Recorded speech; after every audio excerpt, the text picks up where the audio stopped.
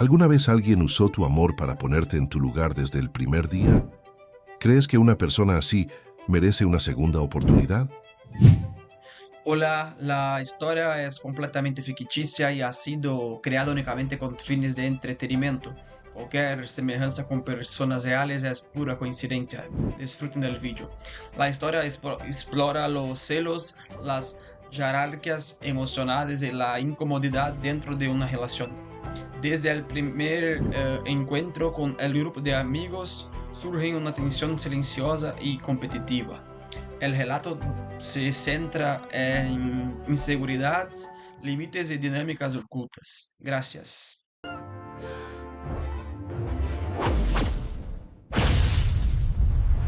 Esta narración es completamente ficticia y ha sido creada únicamente con fines de entretenimiento. Cualquier parecido con personas, nombres, lugares o hechos reales es pura coincidencia.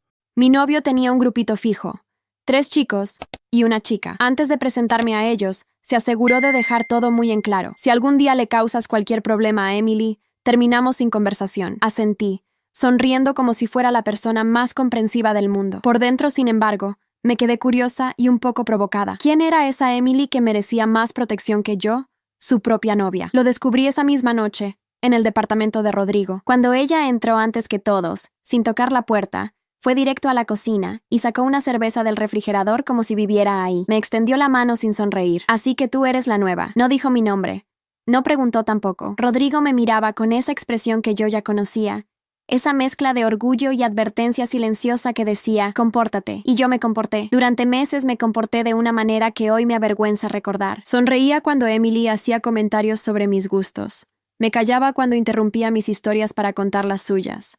Aguantaba cuando llegaba a nuestros planes de pareja sin avisar, y Rodrigo la recibía como si fuera lo más normal del mundo. Cada vez que yo intentaba decir algo al respecto, él lo resumía en 3 palabras. Así es Emily, como si eso fuera una explicación.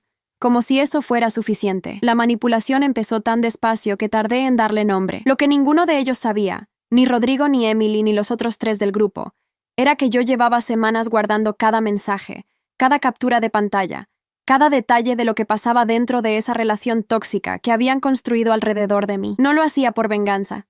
Todavía no. Lo hacía porque algo en mi interior me decía que iba a necesitar pruebas. Y tenía razón. La noche que cambió todo fue un sábado de noviembre, en la cena de cumpleaños de Rodrigo en casa de sus padres. 42 personas sentadas en mesas largas, con velas y decoración que su madre había preparado durante días. Yo llevaba un vestido azul que Rodrigo me había pedido específicamente que usara. Es mi color favorito en ti, me dijo esa mañana con una sonrisa que me hizo creer que todo estaba bien. Llegué con él, saludé a sus padres, a sus tíos, a los amigos que fui conociendo de a poco, y entonces apareció Emily, con un vestido azul idéntico al mío, y el grupo entero soltó una carcajada. Rodrigo fue el primero en reírse. ¡Qué casualidad!, dijo Emily con esa sonrisa suya que nunca llegaba a los ojos. Se sacó una foto a mi lado sin pedirme permiso y la subió a su historia en ese mismo momento con la leyenda: cuando la copia llega al mismo tiempo que el original. La vi en el baño, 3 minutos después, cuando fui a calmarme. El corazón me latía tan fuerte que podía sentirlo en las sienes. Respiré, me miré en el espejo y decidí que esa era la última vez que iba a aguantar algo así con una sonrisa. Volví a la mesa. Me senté. Agarré mi copa de vino y brindé con la madre de Rodrigo como si nada hubiera pasado, pero por dentro ya estaba tomando decisiones.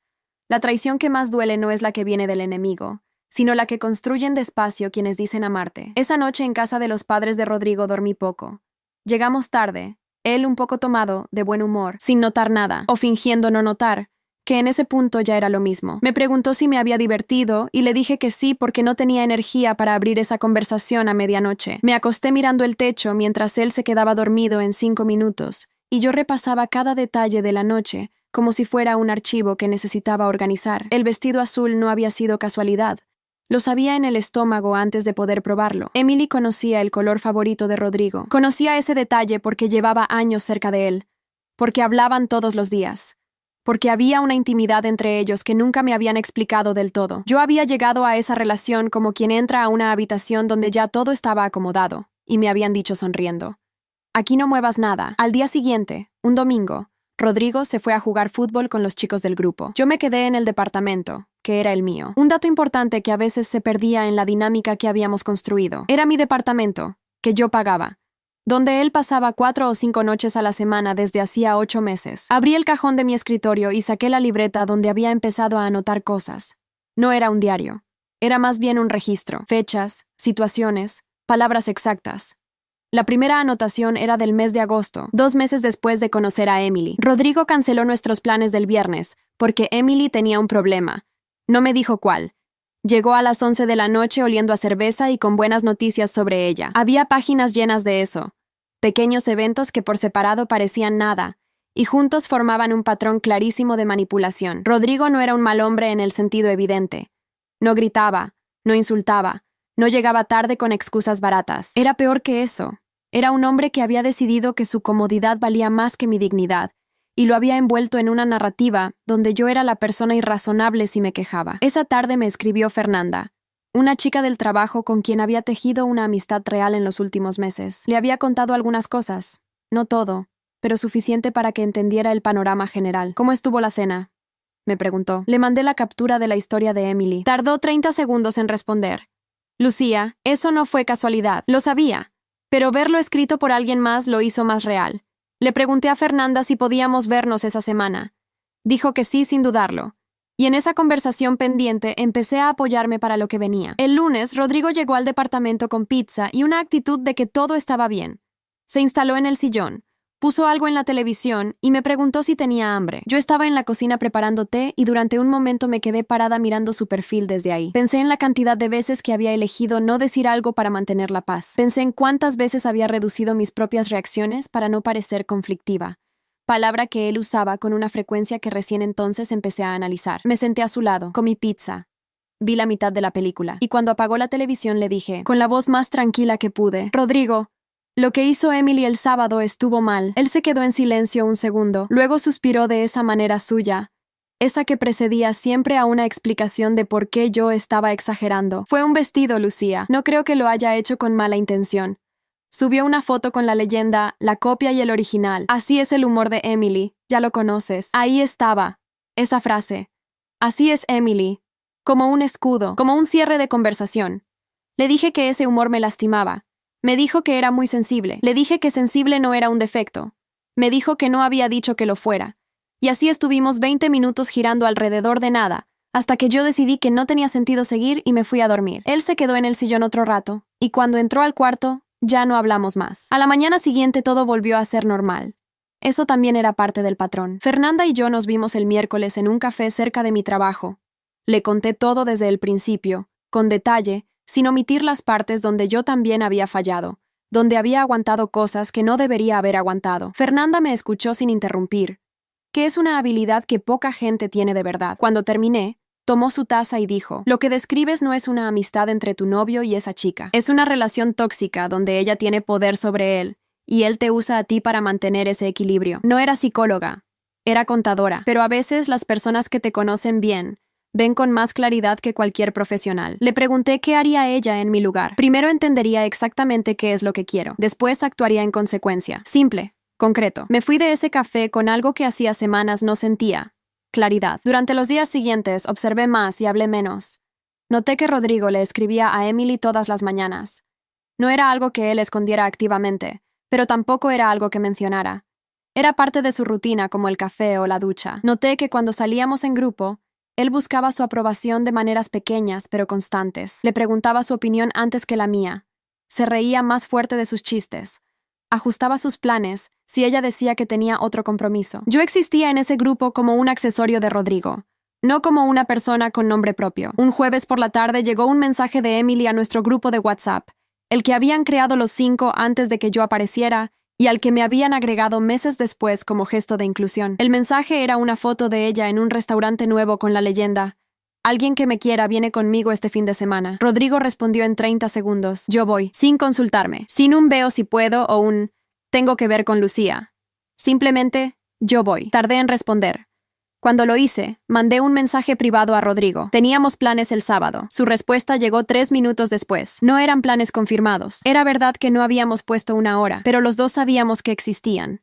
Y los dos sabíamos que él había elegido. Esa noche no dormí pensando en traición, no en el sentido dramático de la palabra, sino en el sentido cotidiano y silencioso. Alguien que debería ponerte primero, te pone última. una y otra vez. Y cuando lo nombras, te dice que eres tú quien no entiende. El sábado se fue con Emily y los demás. Yo me quedé sola. Llamé a mi hermana Paola, que vivía en otra ciudad y con quien hablaba menos de lo que debería. Le conté todo en una llamada de 2 horas. Al final me dijo algo que me quedó dando vueltas. Lucía, una persona que te pide que no causes problemas antes de presentarte a sus amigos, no te está protegiendo a ti. Se está protegiendo a sí mismo. Lo repetí en mi cabeza varias veces después de colgar.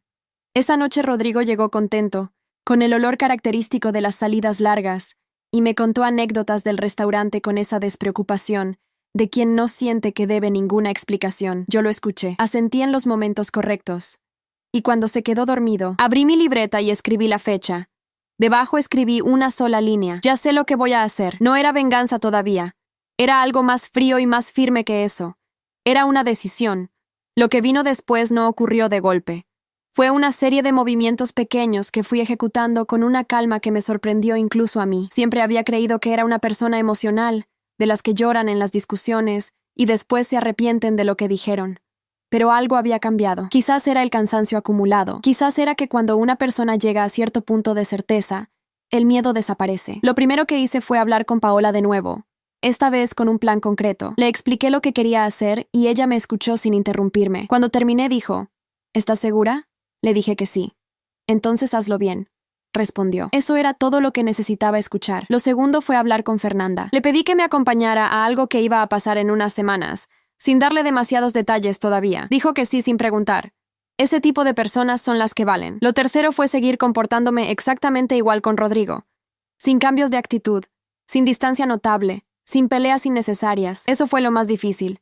Sentarme a cenar con él, escuchar sus historias del trabajo, responder sus mensajes a tiempo, todo mientras yo sabía lo que estaba construyendo en silencio. Pero era necesario. Si él notaba que algo había cambiado en mí, iba a ponerse a la defensiva, y necesitaba que estuviera relajado. Una tarde, mientras Rodrigo estaba en el baño, su teléfono vibró sobre la mesa.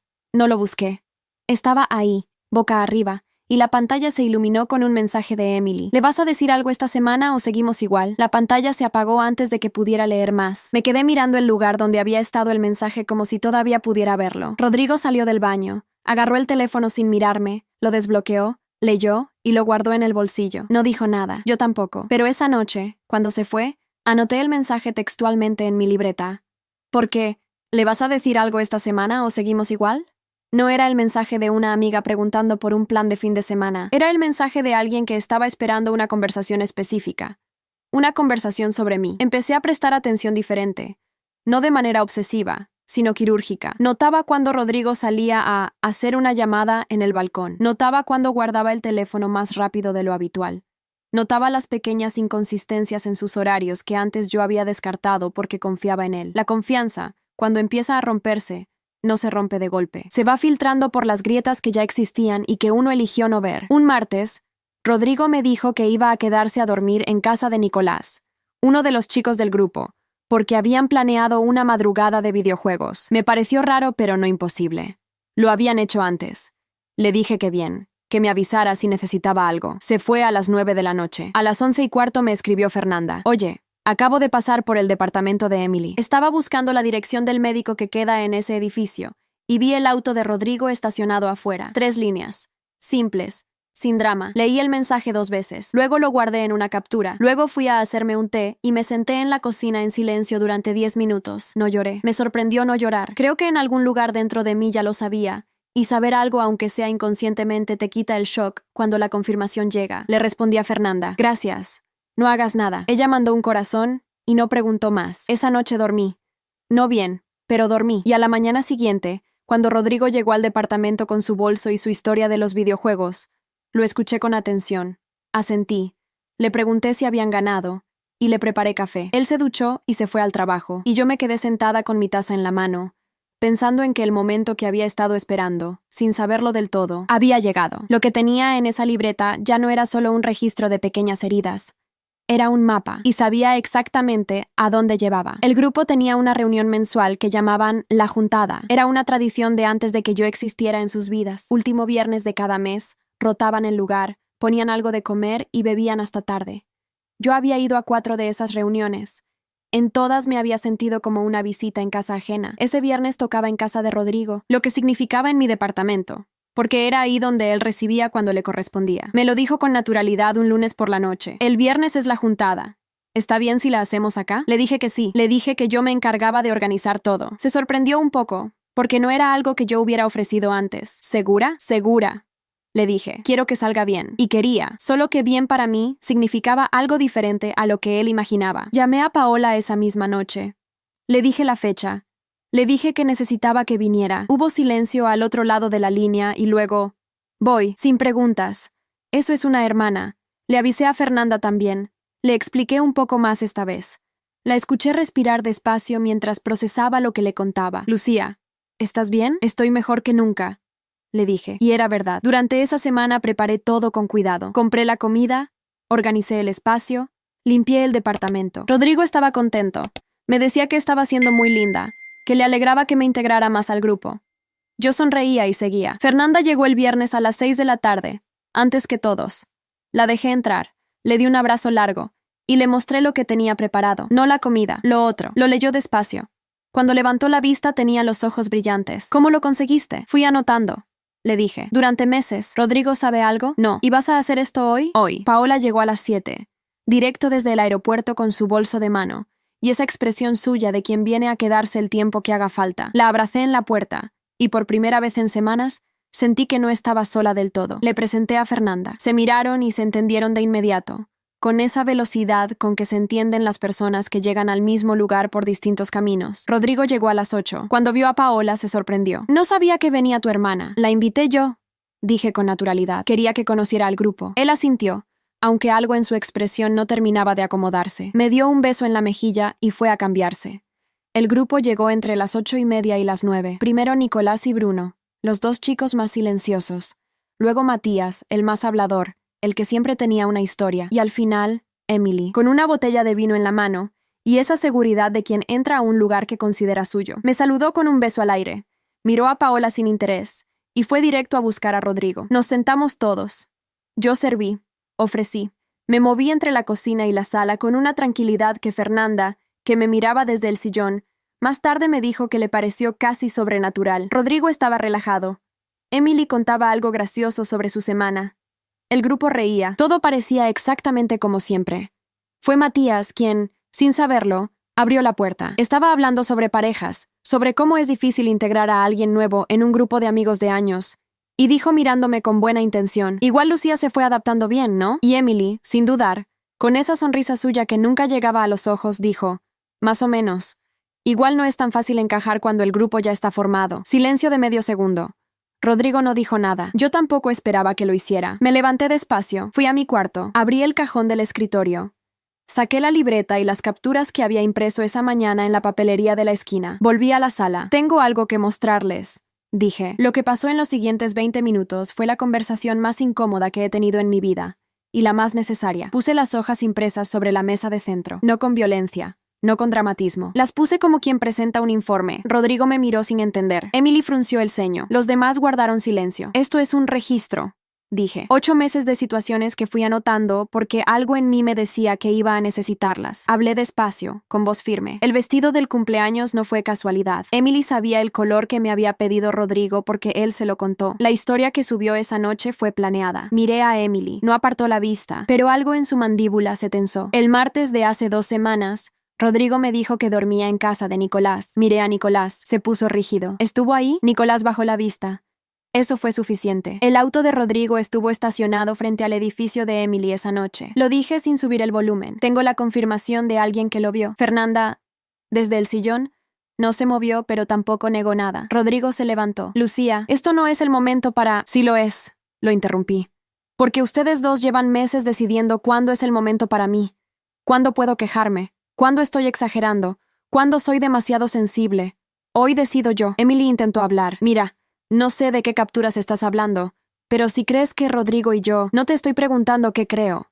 La corté. Te estoy diciendo lo que sé. Abrí la libreta en la página del mensaje que Fernanda me había mandado. Lo que no sé todavía es exactamente qué pasó esa noche, pero lo que sí sé es suficiente para mí. Me giré hacia Rodrigo. Estaba parado junto al sillón, con los brazos cruzados y una expresión que mezclaba defensiva con algo parecido al miedo. Desde el primer día me presentaste como alguien que no podía causar problemas. No a tus amigos, no a Emily. Nunca me presentaste como tu novia de verdad. Era yo quien tenía que adaptarse, cuidar los límites, no molestar. Respiré. Esta es mi casa, Rodrigo. Mi nombre está en el contrato. Y hoy, frente a las personas que elegiste poner antes que a mí, te digo que esto se terminó. Paola estaba parada junto a la puerta del pasillo. No había hablado en toda la noche. Cuando Rodrigo me miró como buscando un espacio para revertir lo que estaba pasando, fue Paola quien dijo, con voz tranquila y definitiva, «Yo te ayudo a empacar». Rodrigo no gritó. No hubo una escena dramática. Creo que en algún lugar sabía que no tenía argumentos. Fue al cuarto. Guardó lo suyo en su bolso y salió del departamento 20 minutos después. Emily se había ido antes, sin despedirse de nadie. Nicolás y Bruno se fueron casi de inmediato, con esa incomodidad de quien prefiere desaparecer antes de que le pregunten algo. Solo Matías se quedó un momento en la puerta y me dijo, en voz baja, «No sabía lo del vestido, lo del cumpleaños. Lo siento».